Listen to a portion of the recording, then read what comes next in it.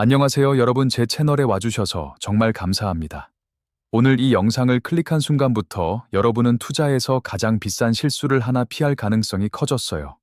만약 여러분이 투자라는 걸 좋아하고 내 돈이 어디에서 불어나고 어디에서 새는지 진짜로 알고 싶다면 솔직히 말해서 오늘 이후로는 비슷한 영상들을 무작정 더 볼 필요가 없을지도 몰라요.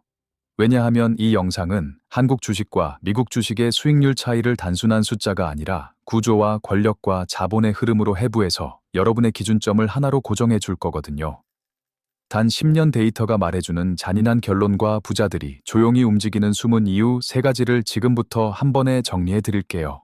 지난 10년을 한 번만 차갑게 계산해보면 투자에서 가장 잔인한 진실이 드러나요. 같은 시간, 같은 돈, 같은 노력인데 결과가 인생을 갈라버릴 정도로 벌어졌다는 사실이에요. 2015년 1월 1일부터 2025년 현재까지 10년 데이터로 보면 미국 기술주 중심의 나스닥 100 지수는 약 432% 상승했어요. 같은 기간 한국의 코스피 지수는 60% 남짓에 그쳤어요. 여기서 많은 사람이 숫자를 보고 미국이 좀 더 잘했네 하고 끝내는데 투자에서 중요한 건 느낌이 아니라 내 계좌의 최종 결과예요. 만약 2015년에 1억 원을 들고 나는 미국 기업을 믿는다 하면서 나스닥 100을 샀다면 지금 그 돈은 5억 3천만 원이 넘는 수준까지 불어났다는 뜻이에요. 반면 똑같이 1억 원을 들고 한국 기업이 저평가니까 언젠가 오르겠지라는 믿음으로 코스피에 넣어뒀다면 지금 계좌는 1억 6천만 원 정도일 가능성이 커요. 겉으로 보면 6천만 원 수익이니까 나쁘지 않다고 말할 수도 있어요. 하지만 그 순간부터 판단이 틀어져요.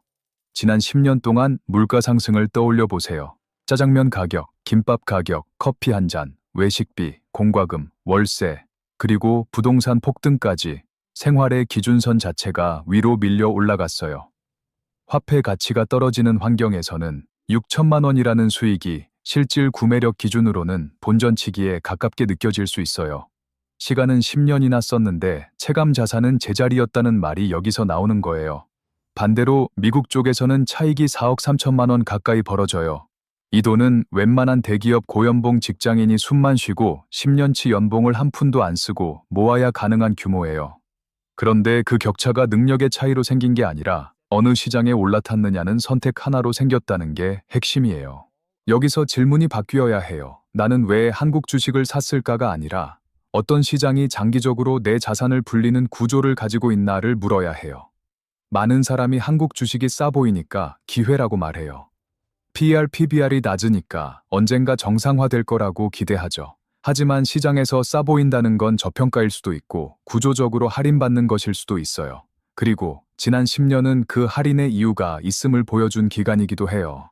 만약 어떤 가게가 10년 동안 계속 손님이 줄고 가격을 낮춰도 손님이 돌아오지 않았다면 그건 가격표의 문제가 아니라 가게의 구조 문제일 가능성이 크죠. 주식시장도 똑같아요. 싸다는 말은 표면이고 왜 싸게 취급받는지가 본질이에요. 이 격차가 더 무서운 이유는 단순히 과거 성적표가 아니라 이 성적표가 어떤 시스템 위에서 만들어졌느냐를 알려주기 때문이에요. 미국은 전 세계 자본이 몰리는 중심 시장이고 기술과 플랫폼 기업들이 이익을 쌓는 방식이 강력해요. 한국은 훌륭한 기업이 있어도 시장의 구조와 수급의 성격, 그리고 기업이 돈을 쓰는 방식 때문에 주주가 체감하는 보상이 얇아질 때가 많았어요. 그래서 같은 10년이었는데 한쪽은 자산 증식의 엘리베이터처럼 작동하고 다른 한쪽은 열심히 달려도 제자리인 러닝머신처럼 느껴질 수 있었던 거예요. 이걸 인정해야 다음 판단이 정확해져요. 감정으로 한국을 응원하는 투자와 내 돈을 지키는 투자 사이에서 선택해야 하는 순간이 오거든요. 이제부터는 왜 이런 구조가 만들어졌는지 시장의 체급과 유동성, 산업구조, 주주환원, AI 시대의 주도권, 인구구조, 환율까지 한 줄로 연결해서 보여드릴 거예요. 이제 첫 번째 이유는 체급이에요. 한국 주식이 답답한 건 개별 종목의 선악이 아니라 시장 자체가 작은 판 위에서 돌아가기 때문이에요. 미국 시장은 거대한 바다라서 전 세계 돈이 들어오고 나가도 수심이 깊어 충격을 흡수해요. 반면 한국 시장은 동네 수영장에 가까워서 큰 돈이 한 번만 움직여도 물살이 확 바뀌고 개인 투자자는 그대로 휩쓸려요. 여기서 핵심은 유동성의 양이 아니라 유동성의 질이에요. 미국에는 장기 인덱스 자금, 연기금, 보험사, 기업의 자사주 매입 같은 상시 매수 주체가 두껍게 깔려 있어요. 그래서 악재가 와도 아래에서 받쳐주는 바닥이 상대적으로 단단해요. 한국은 외국인 수급의 영향이 더 크게 체감될 때가 많고, 특정 업종 쏠림이 생기면 한쪽에서 빠질 때 공백이 크게 느껴져요. 그래서 실적이 나쁘지 않아도 주가가 수급 한 번에 흔들리는 장면이 반복돼요. 이 체급 차이는 글로벌 자본의 지도에서 더 명확해져요. 세계의 대형 기관들이 돈을 굴릴 때 참고하는 MSCI 전 세계 지수에서 미국 비중은 60%가 넘고 한국 비중은 1%대에 머물러요. 이 말은 전 세계 투자자가 100만 원을 배분할 때 미국에는 60만 원 이상이 기본값처럼 들어가지만 한국에는 1만 원대의 잔돈 수준만 배치된다는 뜻이에요. 그러니 돈이 몰릴 때도 미국이 먼저이고 위험 회피가 시작될 때도 한국은 먼저 줄이기 쉬운 시장이 돼요. 위기가 오면 자본은 깊고 큰 곳으로 이동해요. 금리 불확실성, 경기 둔화, 지정학 쇼크가 터질 때마다 미국은 피난처가 되기 쉽고 한국은 변동성이 큰 주변부로 분류될 가능성이 커요. 그래서 한국 시장은 세계 경기가 기침만 해도 독감을 앓는 것처럼 급락을 자주 경험해요. 여기서 더 냉정한 포인트가 있어요. 시장이 작다는 건 가격이 기업 가치보다 수급에 더 민감해진다는 뜻이에요. 고래 같은 외국인 자금이 조금만 방향을 바꾸면 수영장 물이 출렁이고, 그 출렁임이 개인의 손절과 공포를 부르고 공포가 다시 변동성을 키워요. 반면 미국은 바다라서 같은 충격이 와도 파도가 분산되고 시간이 지나면 다시 자금이 돌아올 통로가 많아요. 그래서 장기적으로 미국은 자금 유입의 속도가 빠르고 회복도 빠른 편이에요. 한국은 좋은 기업이 있어도 시장 전체가 작고 수급이 얇아지는 순간이 생기면 주가가 기업의 펀더멘털보다 더 크게 흔들릴 수 있어요. 이때 개인 투자자는 이런 질문을 하게 돼요. 우리 회사는 수출도 잘하고 실적도 나쁘지 않은데 왜 주가는 자꾸 제자리냐? 왜 좋은 뉴스가 나와도 한 번 오르고 끝이냐? 이유는 기업의 노력만으로는 이길 수 없는 시장 체급과 자금의 기본 배치가 다르기 때문이에요. 정리하면 첫 번째 이유는 한국이 틀리고 미국이 맞다는 감정 문제가 아니에요. 전 세계 돈이 어디를 중심으로 설계해 두었는지, 그리고 그 중심이 만든 유동성의 두께가 위기 때 누굴 살리고 누굴 흔드는지, 그 구조의 문제예요. 이 구조를 인정하면 투자 판단이 바뀌어요. 싸 보인다는 이유로 작은 수영장에서 파도를 맞으며 버티는 전략보다 큰 바다에서 흐름을 타는 전략이 왜 더 높은 확률이 되는지 보이기 시작하거든요. 그리고 이제 다음 이유로 넘어가면 더 결정적인 차이가 나와요. 같은 시장이라도 돈을 버는 방식이 다르면 매출이 이익으로 변하는 속도가 달라지고, 그 속도가 결국 수익률의 격차를 만들어내요. 두 번째 이유는 산업 구조와 돈 버는 방식이에요. 한국 기업이 못해서가 아니라 시장을 이끄는 주력 업종의 수익 구조가 미국과 다르기 때문에 장기 수익률 격차가 벌어졌다는 거예요. 미국 상위 기업들을 떠올려 보면 애플, 마이크로소프트, 구글, 아마존 같은 플랫폼과 소프트웨어 중심이고, 여기에 엔비디아 같은 고부가 가치 기술 기업이 결합돼 있어요. 이들의 공통점은 하나 더 팔기 위해 공장을 하나 더 지을 필요가 거의 없다는 점이에요. 여기서 핵심 개념이 영업 레버리지예요. 매출이 늘어날 때 비용은 조금만 늘고 이익이 훨씬 빠르게 커지는 구조죠. 여러분이 일상에서 가장 쉽게 떠올릴 수 있는 질문이 있어요. 앱 하나를 생각해보면 사용자가 100만 명에서 1000만 명으로 늘어날 때 그 회사가 공장을 10배로 늘려야 할까요? 아니죠. 서버를 보강하고 인력을 조금 늘릴 수는 있어도 매출 증가만큼 비용이 비례해서 늘지 않아요. 그래서 한 명이 더 결제할 때마다 남는 돈이 훨씬 두껍게 쌓여요. 마이크로소프트가 오피스를 한 명에게 더 팔 때 새 생산 라인이 필요하냐고 물으면 답은 아니에요. 코드를 복사해 전달하면 끝이고 추가 비용은 거의 0에 가까워요. 그러니 매출이 커질수록 이익률이 올라가고, 그 이익이 다시 연구개발과 생태계 확장으로 들어가면서 더 큰 성장을 만들어요. 시장은 이런 구조에 높은 밸류를 줘요. 같은 성장률이라도 플랫폼 기업의 주가가 더 높은 멀티플을 받는 이유가 여기 있어요. 매출의 크기보다 매출이 이익으로 변하는 속도와 질을 보기 때문이에요. 반대로 한국 증시의 중심축은 제조업 비중이 높아요. 삼성전자, 현대차, 포스코 같은 기업은 기술력과 실행력은 뛰어나지만 제조업은 태생적으로 무겁고 자본 집약적이에요. 물건을 더 팔려면 공장과 설비와 인력과 물류가 같이 늘어나야 해요. 여기서 여러분이 현실적으로 떠올릴 수 있는 질문이 있어요. 빵집이 빵을 100개 팔던 걸 1000개 팔려면 오븐 하나로 되나요? 전기료, 인건비, 재료비는 그대로일까요? 대부분은 아니에요. 제조업도 비슷해요. 생산을 늘리면 설비 투자와 고정비가 따라붙고 원자재 가격이 오르면 마진이 바로 깎여요. 기름값, 철광석값, 리튬값 같은 변수가 흔들리면 실적은 사이클을 타면서 널뛰게 하게 돼요. 그래서 주가도 안정적인 복리 성장보다는 사이클 변동성을 크게 반영하는 경우가 많아요.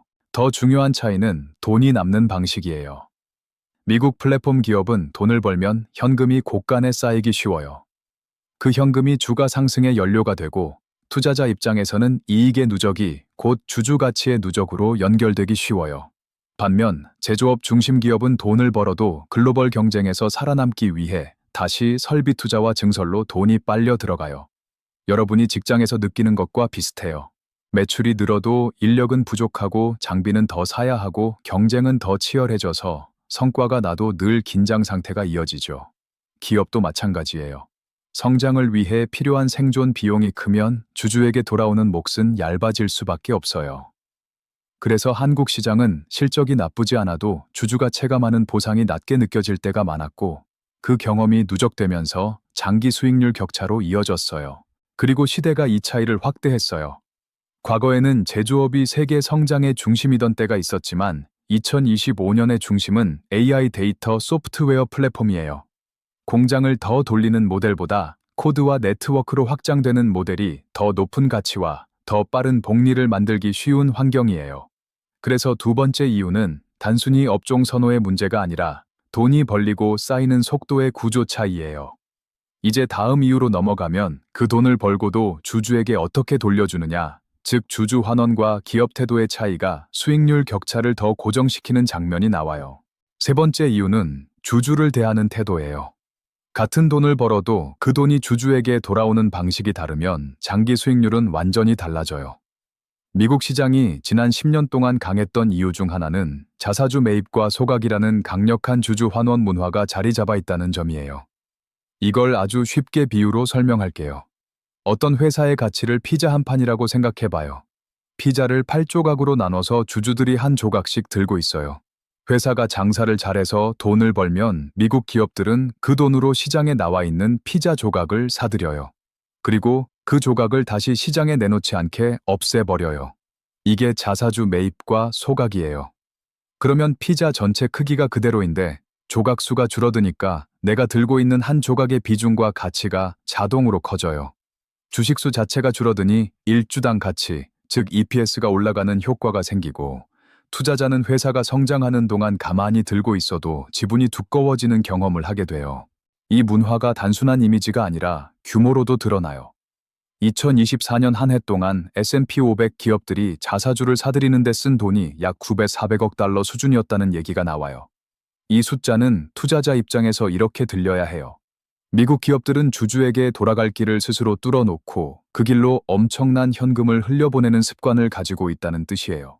그래서 글로벌 자금이 미국으로 몰리는 이유가 단순히 기술이 좋아서만이 아니라 돈을 벌면 주주에게 돌려준다는 신뢰가 깔려 있기 때문이에요. 일상적인 질문으로 바꾸면 이거예요. 내가 열심히 일하는 동업자에게 돈을 맡겼는데 그 동업자가 수익이 나면 내 몫을 자동으로 늘려주는 구조라면 안심하고 더 맡기게 되지 않나요? 반대로 수익이 나도 내 몫은 그대로고 오히려 자꾸 내 지분을 얇게 만드는 행동을 반복한다면 아무리 숫자가 싸 보여도 계속 맡기기 어렵죠. 여기서 한국 시장의 핵심 문제가 나와요. 한국 기업은 돈을 벌어도 주주에게 돌려주는 비중이 낮다고 느껴지는 경우가 많았고 자사주를 사더라도 소각하지 않고 쌓아두었다가 경영권 방어 같은 다른 목적에 쓰는 장면이 반복돼요. 투자자 입장에서는 피자를 사서 태우는 게 아니라 피자를 사놓고 나중에 자기 편을 지키는 방패로 쓰는 느낌이 들 수 있어요. 그리고 더 치명적인 건 물적 분할과 유상증자 같은 이벤트예요. 이걸 피자 비유로 말하면 회사가 돈을 벌어서 피자의 크기를 키우는 게 아니라 주주 몰래 피자 도우를 얇게 만들거나 8조각이던 피자를 16조각, 32조각으로 더 잘게 쪼개서 3조각을 추가로 찍어내는 것처럼 느껴질 수 있어요. 그러면 나는 같은 피자를 들고 있었는데도 내 한 조각의 가치가 상대적으로 줄어드는 경험을 하게 돼요. 그래서 한국 투자자들이 자주 하는 말이 생겨요. 좋은 회사 맞는데 왜 내 주식은 늘 희석되는 기분이지? 왜 내가 들고 있으면 계속 뭔가가 새로 발행되는 것 같지? 이런 체감이 쌓이면 시장은 그 나라 기업들의 할인표를 붙여요. 그게 바로 코리아 디스카운트의 중요한 뿌리예요. 여기서 결론은 단순해요. PER, PBR이 낮다는 이유만으로 한국 주식을 싸다고 판단하면 위험할 수 있어요. 싸 보이는 건 저평가가 아니라 주주에게 돌아오는 길이 좁거나 불안정하다는 경험의 가격일 수도 있어요. 반대로 미국 시장은 돈을 벌면 자사주 매입과 소각, 배당 같은 방식으로 주주에게 돌아오는 길이 상대적으로 넓고 예측 가능하다는 믿음이 있어요. 그래서 글로벌 자본은 같은 성장이라도 미국에 더 높은 값을 매기고 그 결과 자금이 더 몰리고 주가가 더 오르는 선순환이 만들어져요. 정리하면 세 번째 이유는 기업의 실력이 아니라 기업 문화와 주주 환원의 구조예요. 돈을 벌어도 내 몫이 커지는 시장과 돈을 벌어도 내 몫이 얇아질 수 있는 시장의 차이가 장기 수익률 격차를 고정시킨 거예요. 이제 다음에서는 AI 시대가 열리면서 이 격차가 왜 더 벌어질 수밖에 없는지 플랫폼 주도권과 부품 공급의 차이를 통해 이어서 설명할게요. 이제 네 번째 축으로 들어가요. AI 시대가 열리면서 격차는 더 벌어질 가능성이 커졌어요. 왜냐하면 이번 혁명의 돈이 흐르는 길은 단순히 반도체라는 단어가 아니라 누가 플랫폼과 가격 결정권을 쥐고 있느냐로 갈리기 때문이에요. 지금 AI판의 중심에는 미국 기업들이 있어요. AI 칩을 설계하고 생태계를 만든 엔비디아, 그 칩으로 AI를 돌리고 서비스를 파는 마이크로소프트와 구글, 데이터를 처리하고 유통하는 아마존, 이들이 판을 짜고 수익의 상단을 가져가요. 여기서 많은 분들이 이렇게 묻죠.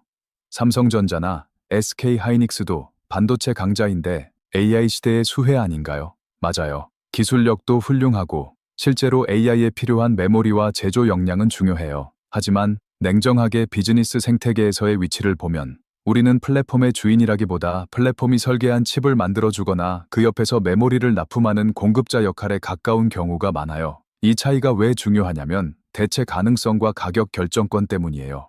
플랫폼 주인은 대체가 어렵고 대체가 어려우면 가격을 스스로 정할 수 있어요. 그래서 엔비디아 같은 기업은 아직까지 전 세계에서 완전히 대체하기 어려운 성능과 생태계를 쥐고 있고 그 결과 이익률이 매우 높게 나올 수 있어요. 반면 메모리 반도체는 삼성, 하이닉스, 마이크론처럼 경쟁 구도가 존재하고 경기와 재고와 투자 타이밍에 따라 가격이 크게 흔들려요. 여러분이 일상에서 떠올릴 수 있는 질문이 있어요. 같은 물건을 파는데 내가 유일한 판매자라면 가격을 올려도 사람들이 사야 하죠. 하지만 옆 가게가 똑같은 물건을 팔면 가격을 올리기 어렵고 할인 경쟁에 들어가요. 그게 공급자의 운명이에요. 그래서 공급자 산업은 실적이 좋을 때도 있지만 사이클을 타면서 흑자와 적자가 흔들리고 시장은 그 불안정성을 가격에 반영해 낮은 멀티플을 주는 경향이 있어요. 반대로 플랫폼은 반복 매출과 락인 효과로 실적의 질이 다르고 그래서 같은 성장이라도 더 높은 밸류에이션을 받기 쉬워요. 과거 스마트폰 시대가 아주 좋은 힌트예요. 2010년대에 스마트폰 혁명이 터졌을 때 누가 이익의 대부분을 가져갔죠. 애플이 아이폰과 앱스토어라는 플랫폼을 만들어 전 세계 스마트폰 이익의 압도적 비중을 가져갔어요. 반면 수많은 부품 회사들은 초기에 기대감으로 올랐다가 중국 업체가 따라오고 단가 압력이 들어오면서 주가가 반토막, 어떤 건 3분의 1, 10분의 1이 된 경우도 많았어요. 왜냐하면 부품은 교체가 가능하지만 플랫폼은 교체가 어렵기 때문이에요. AI 시대도 같은 구조로 흘러갈 가능성이 커요. 플랫폼을 가진 쪽은 생태계를 잠그고 수익을 반복적으로 뽑아내고 공급자는 협상력이 약해지면 단가 압력과 사이클의 흔들림을 감수해야 해요.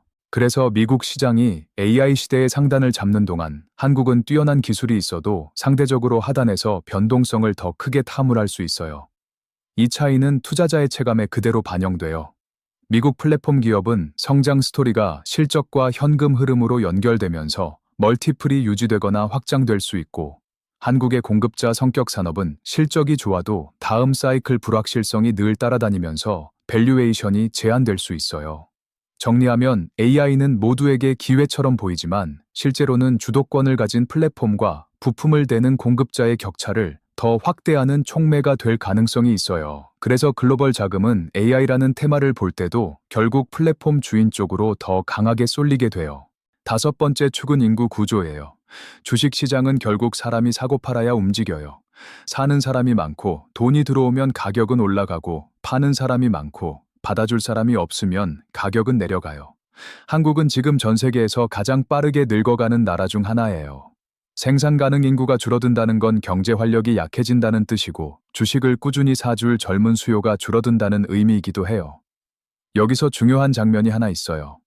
한국 증시의 큰 손인 50대, 60대 베이비붐 세대가 은퇴 구간으로 들어가고 있다는 점이에요. 이 세대는 과거처럼 월급이 들어오지 않아요.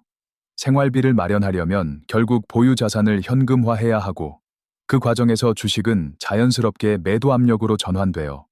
즉, 시장에 나오는 공급 물량이 구조적으로 늘어날 가능성이 커요. 반대로 그 물량을 받아줘야 하는 20대, 30대는 어떤가요? 취업 스트레스, 정체된 임금, 높아진 주거비와 생활비 때문에 투자할 여유 자금이 줄어들어요. 더 현실적인 질문을 해볼게요. 월급에서 월세와 식비를 내고 나면 매달 투자 계좌에 자동 이체할 돈이 남나요? 남더라도 그 돈으로 한국 주식을 장기적으로 사모을 마음이 생기나요? 많은 젊은 층은 이미 한국 주식에 대한 불신이 커졌고 코인이나 미국 주식으로 시선을 돌린 상황이에요.